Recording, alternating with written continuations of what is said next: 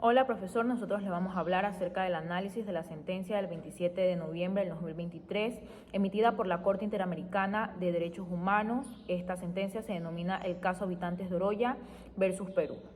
Esta sentencia se da frente a la contaminación generada por el complejo metalúrgico que violaba derechos fundamentales como el derecho a un medio ambiente sano, a la salud y a la vida.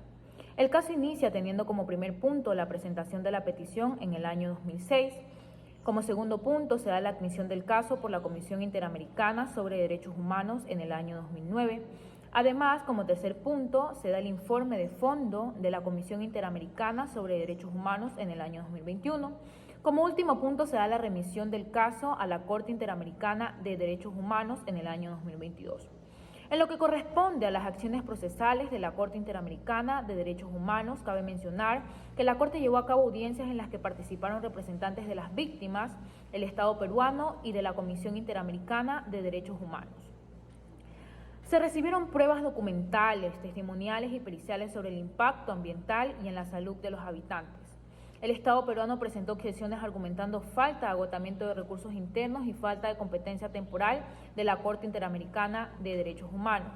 La Corte desestimó estas excepciones señalando que los recursos internos eran ineficaces.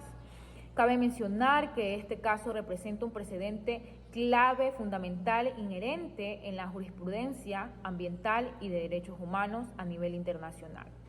Con lo que respecta y corresponde a la competencia, la Corte es el medio adecuado para conocer denuncias sobre violaciones de los derechos humanos.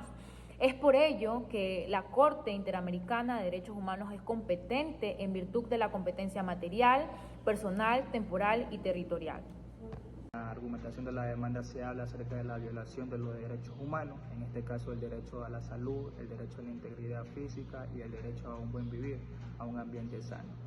Sabemos que el derecho a un ambiente sano se da gracias a que se debe tener a todos los ciudadanos, a todas las personas viviendo en un ambiente sano y saludable. Por ende, los argumentos que se dan en esta demanda son los siguientes.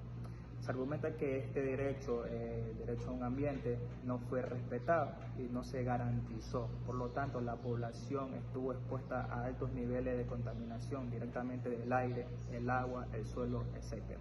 También se habla acerca del derecho a la vida y a la integridad personal. Aquí se argumenta que la contaminación ambiental puso en riesgo la vida y el bienestar de las personas cerca a este hecho. Por otro lado, voy a hablar acerca de las objeciones que se dan por parte de la parte demandada.